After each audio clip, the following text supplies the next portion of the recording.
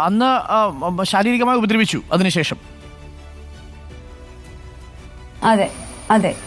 Okay, വീട്ടിൽ വന്നു. അപ്പോൾ ആ സംഭവം ദുരനുഭവം ഉണ്ടായി. അതിനുശേഷം സുനിലിനോട് താങ്കൾ പറഞ്ഞില്ലേ താങ്കൾ ഇത് പരാതിപ്പെടാൻ പോവുകയാണ്. പ്രത്യേകിച്ച് ദുബായിലൊക്കെ ഇത്തരം സംഭവം നടന്നാൽ പരാതിപ്പെട്ടാൽ ആ നിമിഷം കയ്യാമം വെച്ചുകൊണ്ട് പോകും. അതാണ് അവിടുത്തെ നിയമം. കാരണം നമുക്കത് ആരോടും പറയാൻ പറ്റാത്തൊരു സാഹചര്യമായിരുന്നു, വേറെ ആരും ഇല്ലായിരുന്നു. പക്ഷെ അന്ന് പുള്ളിക്ക് കോള് വന്നപ്പോൾ പുള്ളിയുടെ വീട്ടിലെന്തോ കേട്ടു, ഞാൻ കുറച്ച് വഴക്കുണ്ടാക്കിയത് പുള്ളിയുടെ വൈഫ് എന്തോ കേട്ടു എന്നും പറഞ്ഞാണ് മുമ്പോട്ടുള്ള വഴക്ക് അവിടുന്ന് ആരംഭിക്കുന്നത്. ഓക്കെ, അല്ല അങ്ങനെ ഒരു ദുരനുഭവം ഉണ്ടായി. അതിനുശേഷം താങ്കൾ പിന്നെ നാട്ടിലോട്ട് പോന്നോ? പിന്നീട് താങ്കൾ വീണ്ടും പോയോ? അത് ഇദ്ദേഹത്തെ കണ്ടുവോ? ഇല്ലില്ല.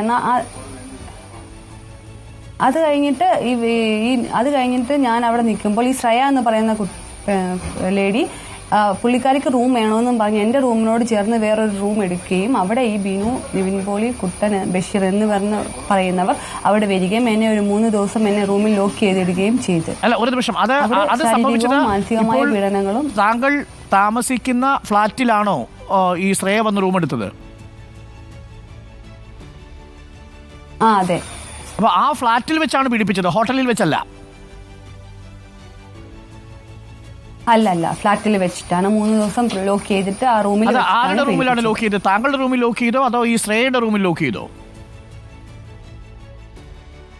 എന്റെ റൂമിൽ ലോക്ക് ചെയ്തു. താങ്കളുടെ റൂമിൽ ലോക്ക് ചെയ്തു എന്ന് പറഞ്ഞാൽ താങ്കളുടെ റൂമിൽ ലോക്ക് ചെയ്ത് താക്കോലുമായിട്ട് അവർ പോയി? അവരവിടെ റൂമിൽ തന്നെ ഈ ഗുണ്ടകൾ, നിവിൻ പോളിയുടെ ഗുണ്ടകൾ എന്ന് പറയുന്ന ആൾക്കാർ അവിടെ തന്നെയാണ്. പിന്നെ ഇടയ്ക്ക് അവരുടെ റൂമിൽ പോകും, തിരിച്ചു വരും. ഇങ്ങനെ തന്നെയായിരുന്നു കണ്ടിന്യൂ ആയി പോയിക്കൊണ്ടിരുന്നത്. അത് ഏതൊക്കെ ദിവസങ്ങളാണെന്ന് ഓർമ്മയുണ്ടോ? നവംബർ മാസത്തിൽ തന്നെയാണോ അത്? അല്ല, അത് ഡിസംബർ മാസത്തിലാണ്. അപ്പൊ ഈ സംഭവം ആദ്യത്തെ ദുരനുഭവം ഉണ്ടാവുന്നത് നവംബറിൽ, അത് ഒരൊറ്റ ദിവസം അല്ലേ, ഹോട്ടലിൽ വെച്ച്? നവംബർ, അതെ.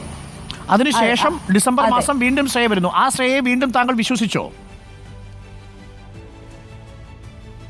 വിശ്വസിച്ചത് അങ്ങനെയല്ല. പുള്ളിക്കാരി നമ്മൾ പൈസ കൊടുത്തത് നമുക്ക് തിരിച്ചു മേടിക്കണമെന്നുണ്ടോ, വഴക്കിട്ടിട്ട് പോയാൽ നമ്മുടെ ആ ഫണ്ട് കിട്ടില്ല എന്നുള്ള രീതി വെച്ചിട്ട് നമ്മളത് ചോദിച്ചുകൊണ്ടിരുന്നു. അപ്പോൾ പുള്ളിക്കാരി ആ ഒരു പേരിൽ നമ്മളോട് കൂടുതൽ പോട്ട് സാരമില്ല, ആരോടും പറയണ്ട, അവിടെ നടന്ന അനുഭവം ആരോടും പറയണ്ട എന്നും പറഞ്ഞാൽ നമ്മളോട് ആശ്വസിപ്പിച്ച് വിട്ടത്. ആശ്വസിപ്പിച്ച് ശ്രേയയ്ക്ക് റൂം എടുത്ത് കൊടുത്തത് താങ്കളാണോ ആ ഫ്ലാറ്റിൽ?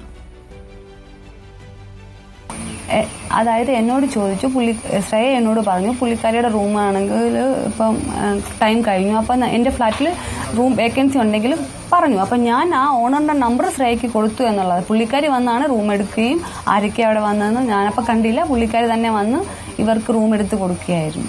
ഓക്കെ, 3 ദിവസമാണ് താങ്കളെ പീഡിപ്പിച്ചത് അല്ലേ, അടച്ചിട്ട് പീഡിപ്പിച്ചു. ഈ 3 ദിവസവും നിവിൻ പോളി എവിടെ ഉണ്ടായിരുന്നോ? അതെ, അത് 2 ദിവസം. ഒന്നാമത്തെ ദിവസം മറ്റേ 3 പേരേ ഉള്ളായിരുന്നു. രണ്ടാമത്തെ ദിവസം ഇവർ വന്ന റൂമിൽ വരുന്നു. എപ്പോഴാണ് വരുന്നത്? രാവിലെയാണോ ഉച്ചയ്ക്കാണോ ഇവർ വരുന്നത്? ഈ സുനിലും ശ്രേയയും പിന്നെ താങ്കൾ പേര് പറയുന്ന ബിനു, കുട്ടൻ, അങ്ങനെ കുറെ പേരുടെ പേരുണ്ട് അല്ലേ?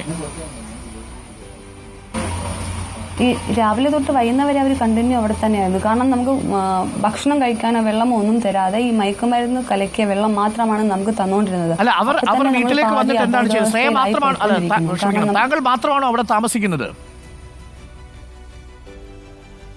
അതെ, ഞാൻ മാത്രമേ ഉള്ളായിരുന്നു. കാരണം അതൊരു ലോഫ്റ്റ് പോലത്തെ സാധനമാണ്. അവിടെ ഒത്തിരി ആൾക്കാരുണ്ട്, പക്ഷെ എല്ലാവരും ജോലിക്ക് പോകുമ്പോൾ അവിടെ ആരുമില്ല, സൈലന്റ് ആയിട്ട് കിടക്കുന്ന ഒരു ഏരിയ. അപ്പൊ അവിടെ സെക്യൂരിറ്റി മറ്റ് സംവിധാനങ്ങളൊന്നുമില്ല? അങ്ങനെയൊന്നുമില്ല. അപ്പൊ താങ്കളുടെ റൂമിലേക്ക് അവർ വന്നിട്ട് എന്താണ് ആവശ്യപ്പെട്ടത്? ആദ്യം വന്നത് ആരാണ്? ഈ സുനിലാണോ വന്നത് അതോ മറ്റുള്ളവരാണോ അതോ നിവിൻ പോളിയാണോ വന്നത് ആദ്യം വരുന്നത്, കഥയിൽ മുട്ടുന്നത്?